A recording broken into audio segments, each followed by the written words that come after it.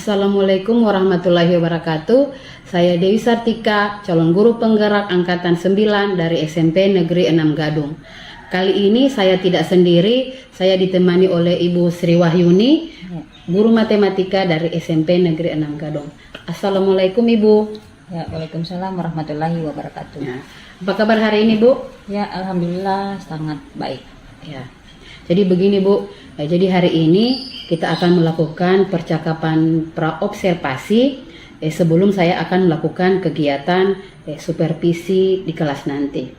Ya. Nah, kenapa kita melakukan percakapan praobservasi? Nah, jadi percakapan praobservasi ini sebagai persiapan awal sebelum melakukan kegiatan pembelajaran agar Ibu nanti lebih siap dan percaya diri sehingga memberikan pembelajaran yang terbaik bagi murid. Di sini ada beberapa pertanyaan yang ingin saya tanyakan. Nah, jadi yang pertama tentang tujuan pembelajaran.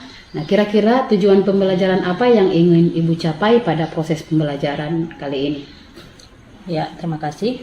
Jadi tujuan pembelajaran itu ada 3 ya yang akan saya capai, yang ingin saya capai. Yang pertama, peserta didik dapat menjelaskan pengertian rasio atau perbandingan. Yang kedua, peserta didik dapat menjelaskan cara penulisan rasio. Kemudian yang ketiga, peserta didik dapat menyederhanakan rasio atau perbandingan. Oh ya. Nah, jadi itu ada 3 tujuan pembelajaran. Kemudian pertanyaan yang selanjutnya, area pengembangan apa yang hendak dicapai pada pelajaran kali ini?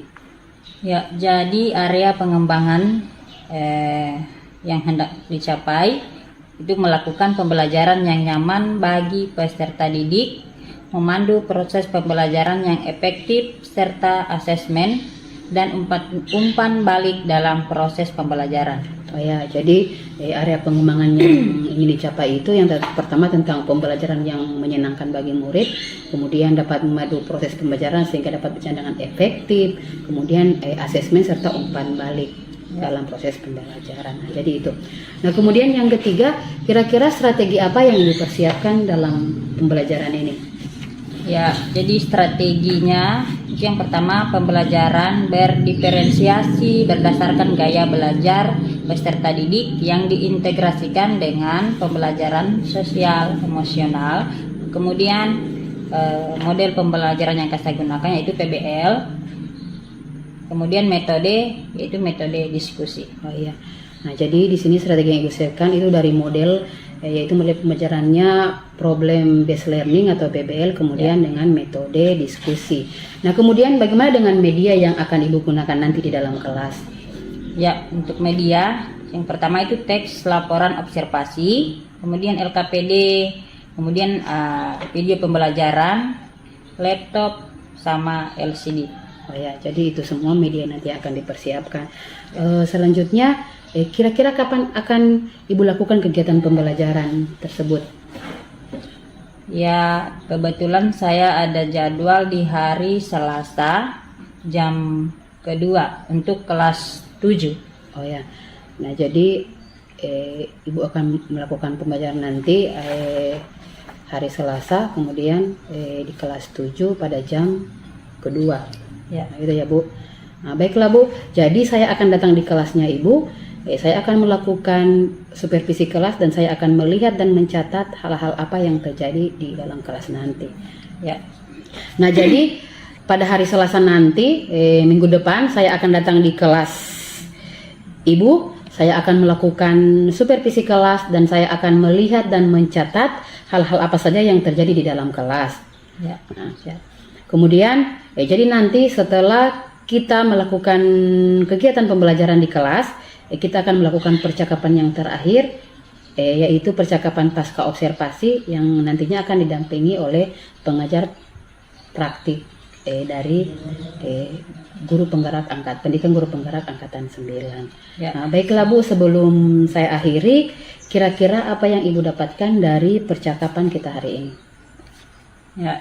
Yang saya dapatkan pada percakapan hari ini yaitu saya mendapatkan gambaran tentang hal-hal apa yang akan saya lakukan dalam proses pembelajaran, entah itu model, kemudian metode pembelajaran, dan media yang akan saya siapkan nantinya.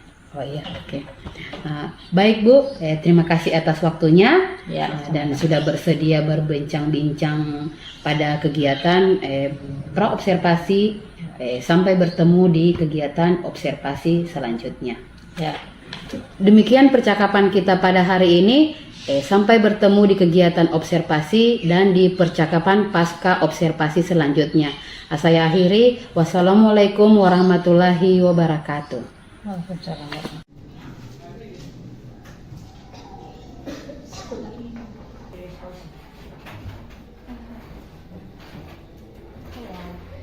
Assalamualaikum warahmatullahi wabarakatuh.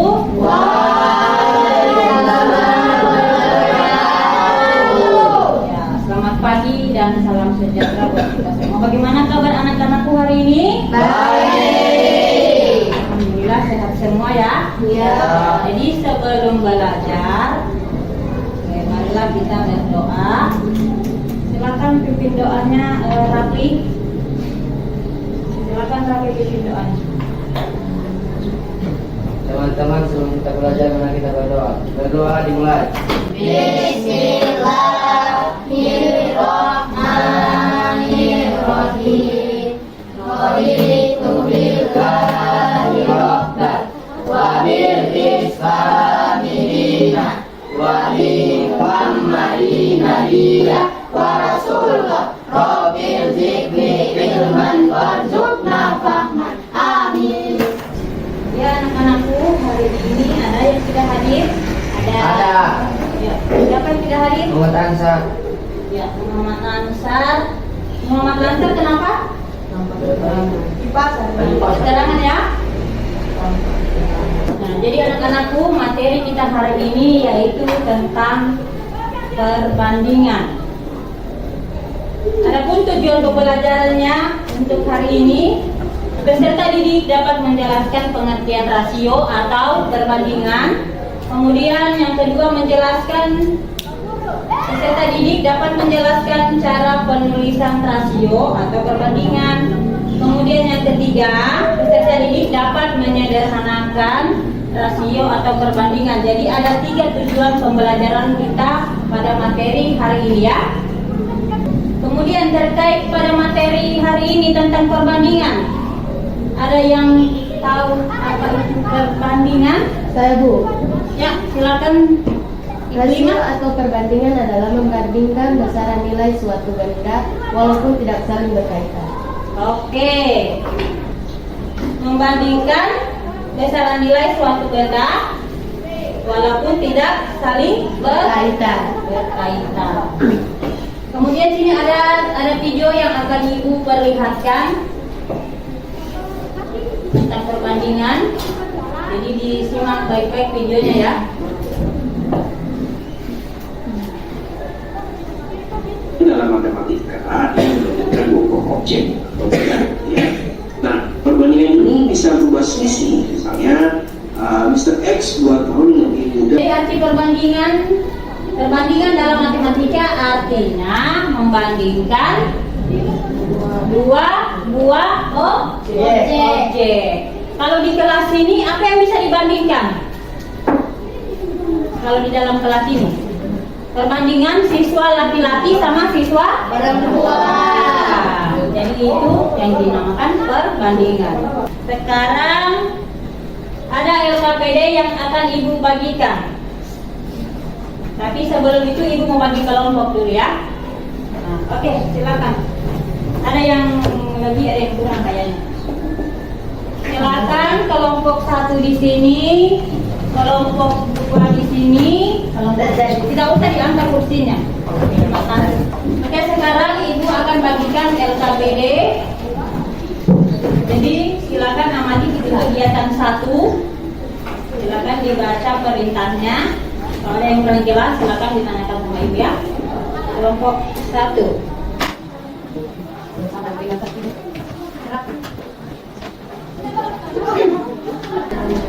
Jadi silakan ditulis nomor kelompoknya. Silakan ditulis nomor kelompoknya. Kemudian nama anggota. Tinggal ditambahkan saja Ibu ya. Ini boleh ada 5. Yang tidak ada Coba berdiri semua dulu. Berdiri semua dulu. Berdiri semua dulu. Kita refreshkan otak. Tepuk 1, tepuk 2, tepuk 3, tepuk 4, tepuk 5.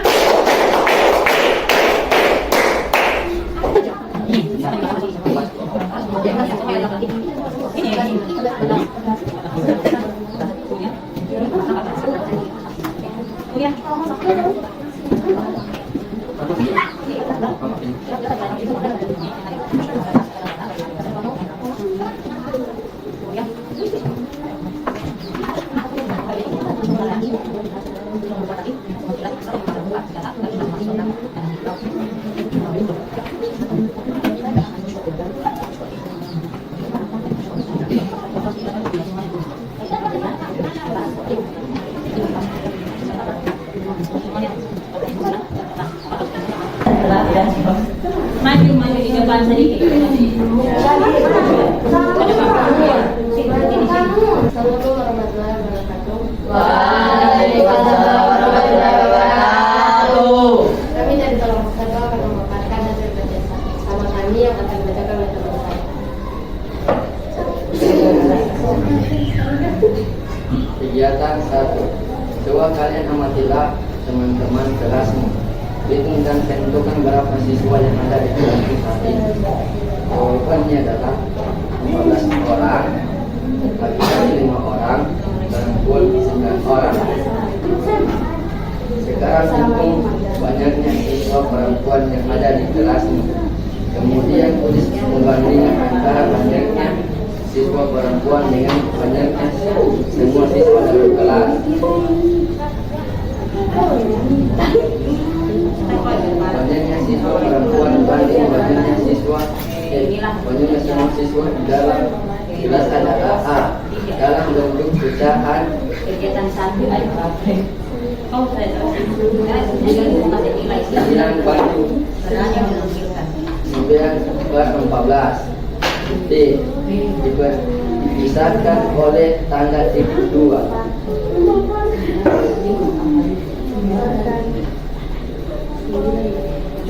9/5. C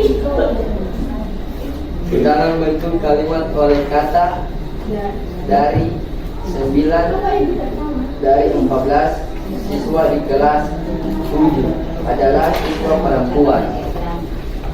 Itulah yang dapat kami presentasikan. Assalamualaikum warahmatullahi wabarakatuh. Oke, kesimpulan yang telah kita dapat pada hari ini atau pada hasil kerja kelompok kalian pada hari ini yaitu tentang apa? Perbandingan. Kalian sudah mengetahui apa itu perbandingan, apa itu pengertian perbandingan, kemudian cara menyederhanakan perbandingan. Oke, sebelum kita selesai pembelajaran, Ibu ada tugas lagi ya. Tugas silakan dikerjakan, cuma 2 nomor.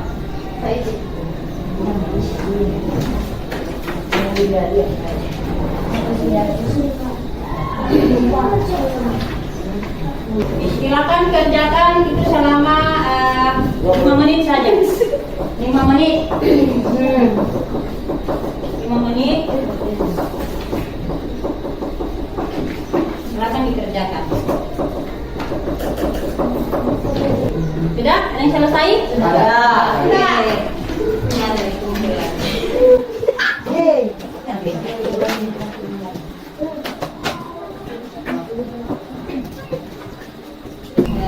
Ibu akan menghadiri pembelajaran pada hari ini. Kemudian Ibu akan memberitahukan materi kita minggu depan. Materi kita minggu depan itu yaitu tentang perbandingan senilai dan skala. Ya? Ya. Sampai jumpa lagi di minggu depan. Jadi Ibu akan akhiri kesimpulannya. Assalamualaikum warahmatullahi wabarakatuh. Waalaikumsalam warahmatullahi wabarakatuh. Assalamualaikum warahmatullahi wabarakatuh. Saya Dewi Sartika, calon guru penggerak angkatan 9 dari SMP Negeri 6 Gadung, Kabupaten Bogor. Hari ini saya ditemani oleh Ibu Yuni, guru matematika dari SMP Negeri 6 Gadung, sebagai rekan sejawat yang sudah diobservasi. Selamat pagi, Bu. Saya juga ditemani oleh Ibu pengajar praktik, Ibu Yulianti SPD. Selamat pagi, Bu. Jadi hari ini saya akan melakukan percakapan pasca observasi. Di sini kita akan melakukan percakapan pasca observasi sebagai evaluasi dari kegiatan pembelajaran yang sudah Ibu lakukan di kelas. Jadi yang pertama yang ingin saya tanyakan, bagaimana perasaan Ibu setelah dilakukan observasi tadi? Ya, perasaan saya setelah diobservasi tadi ya mungkin karena ini hal-hal yang tidak setiap hari dilakukan, agak sedikit gugup sih, tapi alhamdulillah berjalan dengan baik. Nah kemudian seperti yang sudah kita bicarakan pada percakapan praobservasi, ada beberapa area pengembangan yang ingin dicapai, yaitu mengenai pengetahuan dan keterampilan. Bisa Ibu ceritakan kembali kira-kira area pengembangan apa yang ingin dicapai? Ya, area yang dikembangkan itu ya dari segi pengetahuan dan keterampilan. Saya melihat kemampuan siswa dalam menentukan perbandingan dua besaran, kemudian penulisan rasionya dan menyederhanakan rasio atau perbandingan. Kemudian kemampuan siswa dalam berkolaborasi dengan kelompok. Kemudian yang ketiga itu sikap kritis siswa dalam menyampaikan pendapatnya. Jadi itu area yang dalam dikembangkan. Ya, jadi itu adalah area pengembangan yang dicapai, meliputi area pengembangan keterampilan. Kemudian dari area pengembangan yang ingin Ibu capai itu, kira-kira apa yang belum berkembang? Bisa Ibu sampaikan? Ya, kekurangan yang dihadapi siswa itu siswa yang tidak ingin terlibat dalam kegiatan belajar atau kurang aktif, hanya mengandalkan teman atau kurang percaya diri dalam menyampaikan pendapatnya. Itu.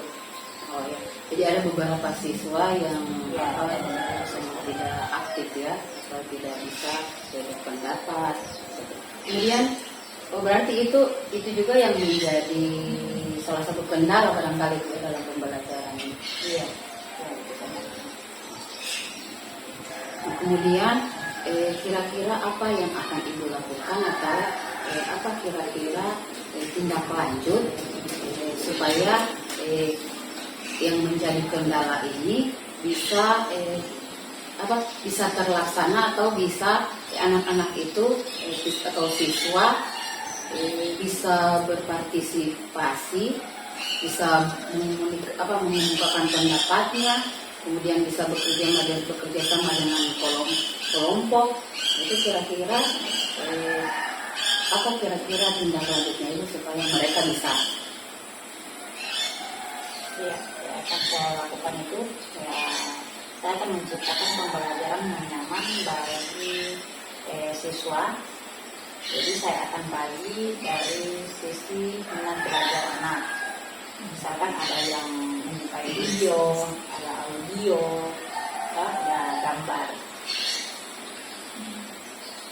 Nah, berarti jadi Ibu akan terlebih dahulu mengevaluasi siswa atau membagi siswa itu sesuai dengan minat belajar mereka, ya, seperti dari profil belajar. Entah itu ada yang minat minatnya atau yang lihat gambar atau visual, auditori, gitu. Kemudian dari kira-kira pembelajaran yang Ibu sudah lakukan itu di kelas, kalau diberi nilai kira-kira ada di rentang nilai 1 sampai 10, kira-kira Ibu ada di posisi nilai itu berapa? Nilainya itu dapat, karena masih ada beberapa siswa yang kurang efektif, yang masih malu-malu dalam mengungkapkan pendapatnya itu. Jadi gitu ya. Kemudian dari observasi yang sudah kita lakukan, kira-kira apa yang bisa Ibu simpulkan dari kegiatan ini? Kesimpulannya itu dengan adanya observasi ini, saya itu merasa pengetahuan saya bertambah dan akan menjadi motivasi saya dalam mengajar serta menciptakan pembelajaran yang menyenangkan bagi siswa dari segi minat belajar, terutama itu dalam menerapkan metode dan model pembelajaran. Kemudian saya juga dapat melihat kelebihan dan kekurangan saya dalam mengajar lewat observasi ini juga. Kelebihan itu insya Allah saya akan pertahankan atau konsisten. Kemudian kekurangan itu insya Allah saya akan kembangkan lagi. Jadi itu ya.